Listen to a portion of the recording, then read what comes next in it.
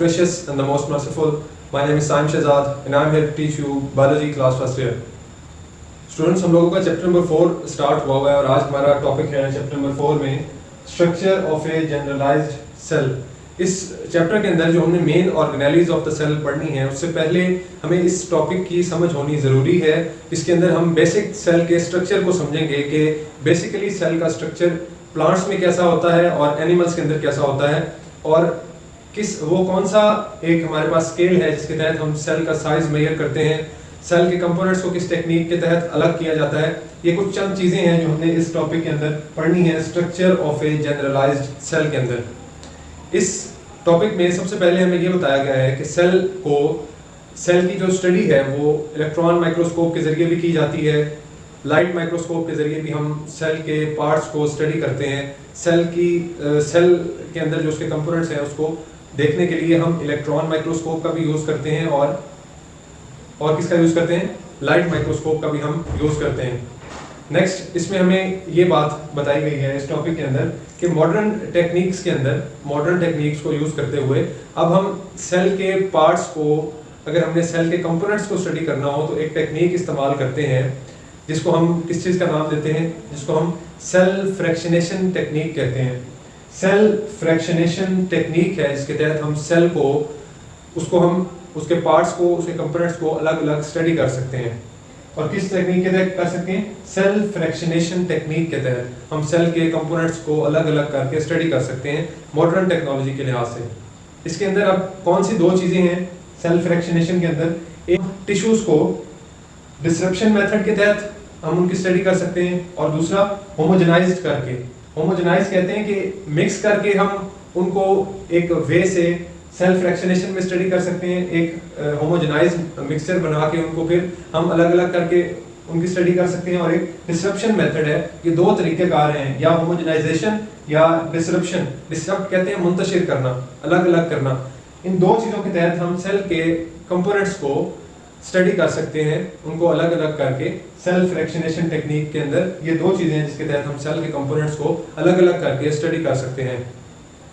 इसमें एक तो ये बात बताई गई और दूसरी बात ये कि इस टेक्निक के अंदर एक चीज़ इस्तेमाल होती है, एक मेथड इस्तेमाल होता है जिसका नाम है डेंसिटी ग्रेडियंट सेंट्रीफ्यूगेशन। ये हमने फिजिक्स में भी पढ़ा है और पिछली क्लास में भी कई दफ़ा हम सेंट्रीफ्यूगल फोर्स का लफ्ज़ 9th में मेरे ख्याल फिजिक्स में हम पढ़ चुके हैं, centripetal force and centrifugal force. Density gradient centrifugation ये एक मेथड होता है जिसके तहत हम चीज़ों को सेपरेट करते हैं डेंसिटी के लिहाज से। जो चीज़ ज़्यादा डेंस होती है वो नीचे रह जाती है, जो चीज़ लाइट होती है वो ऊपर आ जाती है। इसकी एग्जांपल एक हमारे सामने जनरल एग्जांपल है कि ये जो हमारे पास शेकर होता है जनरली यूज़ के लिए, उसके अंदर जब उसको हिलाया जाता है तो लाइट वेट मटेरियल ऊपर आ जाता है, जो थोड़ा सा हैवी वेट चीज़ होती है वो नीचे उसके में बैठ जाती है। तो ये उस मेथड को सेंट्रीफ्यूगेशन कहते हैं। इसके अंदर भी सेल के कंपोनेंट्स को अलग करने के लिए भी जो मेथड यूज़ होता है वो कौन सा होता है, वो किस पे बेस्ड है, डेंसिटी ग्रेडियंट सेंट्रीफ्यूगेशन। इसके अंदर सेल को डाला जाता है, मुख्तलिफ सेल्स को और मुख्तलिफ टिश्यूज़ को, सेल्स को डाल के उनको घुमाया जाता है मीडियम स्पीड के ऊपर। मीडियम स्पीड पे जब वो घूमते हैं, किस फार्मूले के तहत, किस मेथड के तहत, डेंसिटी ग्रेडियंट सेंट्रीफ्यूगेशन, उनकी लेयर्स बनती जाती हैं। और लेयर्स किस हिसाब से बनती हैं, डेंसिटी के लिहाज से, उनके शेप के लिहाज से, उनके वेट के लिहाज से। इन तीन चीज़ों के लिहाज से उनकी लेयर्स बनती जाती हैं और वो दूसरे से अलग होते हैं। वो कौन कौन सी तीन चीज़ें, डेंसिटी, वेट एंड शेप। इन चीज़ों के लिहाज से सेल के कंपोनेंट्स अलग होते जाते हैं। नेक्स्ट इसी टॉपिक में इस चीज़ का बताया गया कि कुछ पार्ट्स होते हैं सेल के जो मीडियम स्पीड से, मीडियम सेंट्रीफ्यूगेशन की स्पीड से अलग नहीं होते। उनके लिए स्पीड को ज़्यादा करना पड़ता है सेंट्रीफ्यूगेशन की, ताकि वो अलग अलग हो सकें। और उस मेथड को हम किस चीज़ का नाम देते हैं, उसको हम कहते हैं अल्ट्रा सेंट्रीफ्यूगेशन। उसको हम क्या कहते हैं, अल्ट्रा सेंट्रीफ्यूगेशन कहते हैं उसको हम, जिसके तहत हम स्पीड को ज़्यादा कर देते हैं और वो कंपोनेंट्स जो मुश्किल से अलग होते हैं उनको अलग करने के लिए हम अल्ट्रा सेंट्रीफ्यूगेशन का मेथड इस्तेमाल करते हैं। तो ये थी चंद बुनियादी बातें जिसके तहत हम सेल के कंपोनेंट्स को अलग करते हैं और फिर उनको स्टडी करते हैं, जो हमने इस चैप्टर में आगे इंशाल्लाह स्टडी कर रहे हैं। इसके बाद हमें बताया गया है कि बेसिकली जनरली सेल के 3 से 4 मेन पार्ट्स होते हैं। वो कौन कौन से, सेल मेम्ब्रेन जो एनिमल्स के अंदर नॉर्मली सेल्स में पाई जाती है, आउटर मेम्ब्रेन जिसको कहते हैं सेल मेम्ब्रेन। लेकिन एक थोड़ी सा डिफरेंस है प्लांट्स में कि प्लांट्स के अंदर सेल मेम्ब्रेन के बाहर एक आउटर कवरिंग मौजूद होती है जिसको हम सेल वॉल का नाम देते हैं। प्लांट्स में सेल वॉल होती है, जनरली नॉर्मली एनिमल्स में सेल मेम्ब्रेन होती है, प्लांट्स के अंदर सेल वॉल होती है, एक एक्स्ट्रा चीज़ है। साइटोप्लाज्म होती है, सब सेल्स के अंदर साइटोप्लाज्म मौजूद होती है और न्यूक्लियस मौजूद होता है सेल्स के अंदर। न्यूक्लियस जनरली न्यूक्लियस मौजूद होता है, साइटोप्लाज्म और सेल मेम्ब्रेन जो तकरीबन तमाम सेल्स के अंदर मौजूद होते हैं।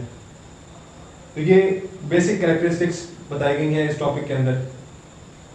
नेक्स्ट हमें बताया गया कि कुछ ट्रेडिशनल क्लासिफिकेशंस के तहत सेल को बेसिकली दो चीज़ों में डिवाइड किया गया है, एक तो प्लांट सेल में और एक एनिमल सेल में। लेकिन एनिमल्स और प्लांट सेल में डिफरेंस क्या है, बेसिक डिफरेंस क्या है एनिमल्स और प्लांट सेल में? वो ये है कि हमें जो इस टॉपिक में भी सिर्फ थोड़ी सी ये बात बताई गई है कि सेल वॉल का डिफरेंस है। एनिमल्स के अंदर सेल वॉल एब्सेंट होती है जबकि प्लांट्स के अंदर सेल वॉल प्रेजेंट होती है।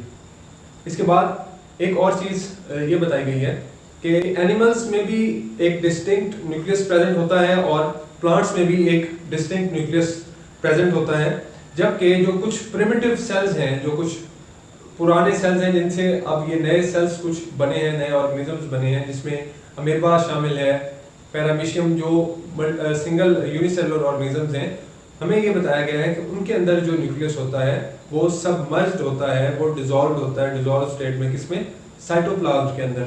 जबकि प्लांट्स और एनिमल्स में एक प्रॉपर न्यूक्लियस प्रेजेंट होता है जिसकी वजह से इनको यूकैरियोट कहा जाता है, जबकि न्यूक्लियस जिनमें साइटोप्लाज्म में डिजॉल्व होता है उनको हम किस चीज़ का नाम देते हैं, उनको हम क्या नाम देते हैं? उनको हम प्रोकैरियोट का नाम देते हैं।